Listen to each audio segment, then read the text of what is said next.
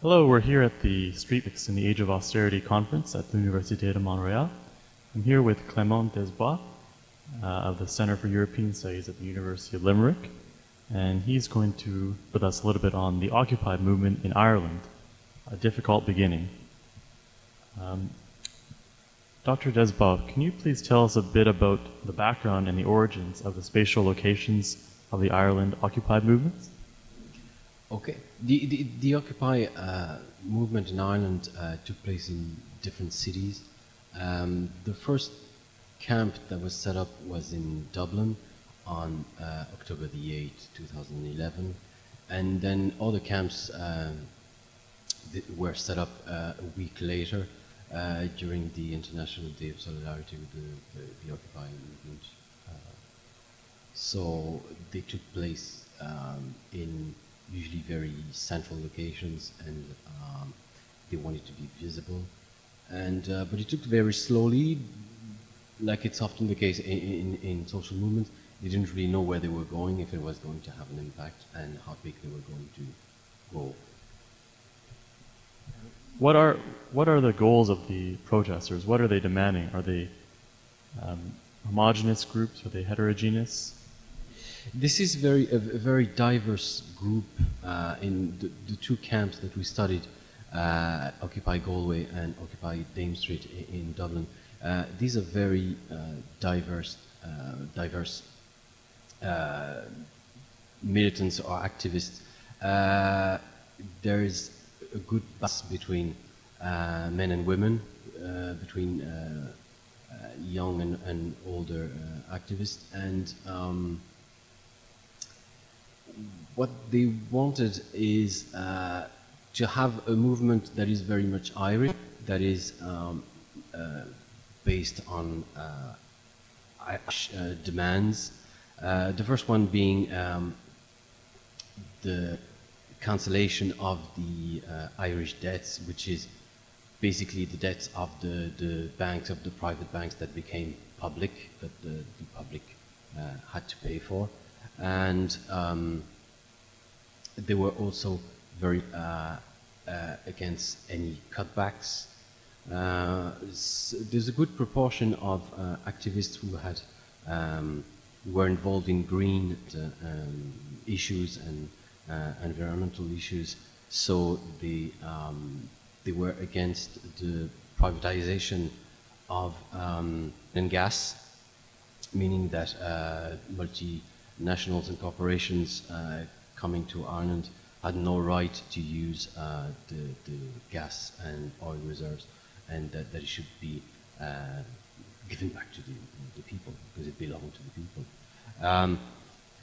But what is at the center of their demand is really the idea that the IMF, which dictated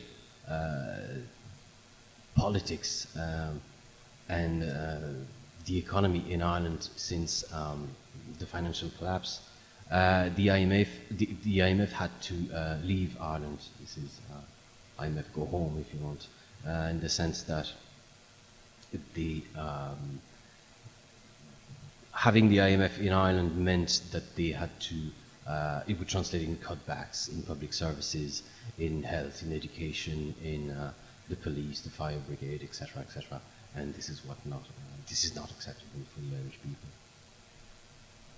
It sounds like they have many concerns. Yeah, and very much adapted, if you want, to the Irish situation. Are these types of movements new to Ireland, or have these kind of been building up over time? Is there any continuity behind these types of protests? And how much did the kind of global Occupy movements affect the Ireland case? It's hard to tell in the sense that it's very much people who knew that they wanted to do something and they wanted to get involved, so they took the but that it was actually happening somewhere else, to use the same rituals, if you want, in terms of social movements. Is it new? The idea that you're going to occupy a movement and any forms of radical action in Ireland is not new. It's usually very unpopular, or unusual. This is not how the Irish solve conflicts or problems in Ireland. In terms of everything that is linked with the economy is closely monitored by a relation between the government and the unions, for instance. So when certain people decide to protest, to block a road or to camp somewhere, it's considered as a radical form of a radical movement. It has some importance, some impact. It's not common in Ireland. Yes. And just, I'm wondering, what is the scale of these movements, and in which cities has it centered?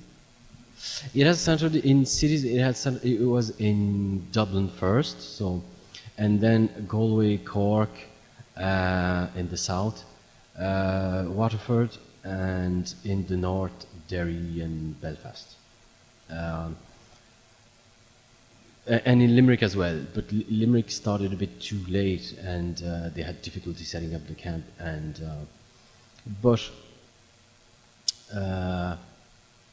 yeah, they wanted to be central. They wanted to have an impact and to be visible in cities, and to be symbolically visible, to have an impact. Now, in terms of numbers, we're talking in the beginning about a few tents, and then those tents need to be protected, and it became a bit more structured.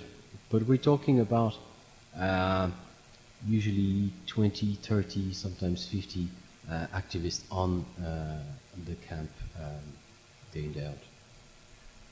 And have the policymakers responded in any way to the protesters' demands? Not really, no. It's a good way to measure the impact that you can actually have.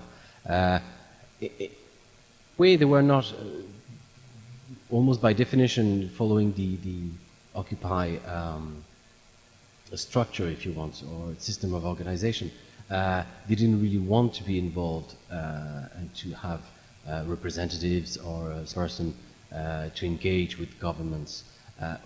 But the governments did tolerate them for the whole duration of the camp, until really it lasted for too long, and it was they actually lasted for the whole winter, and now it's spring, and now it's going to be summer very soon. So they've done the hard bit otherwise. So maybe we should end that very quickly, and they did. At the same time, they had a very until the end, they had also a good relationship with the police. So they were not radical to the point that they were creating disturbances for the public, for shoppers, for business, or even the traffic. So they were very much ignored for the most part, especially by the government as such. They were only a problem and a disturbance for local authorities.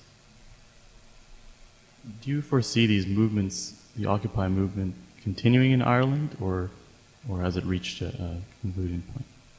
This is a very good question for probably any movement, and at the same time nobody knows. What it did is that you can consider that good proportion of people who were involved at the time were really probably didn't vote, but really were not activists as such, and they really learned a lot about what is a movement, what is politics in general, and they learned and they got some sort of answers to their questions that were probably not addressed in the media. So it radicalized people in that sense. It politicized them, and it radicalized people. What does it mean for the future? They probably will get involved in something else. What is that something? We don't know. You can say that it planted a seed, politically speaking, but how will it translate in the future? I don't know. They don't know. I don't think. Something to keep our eye on, I'm sure you will be doing with your research. Thanks so much for your time.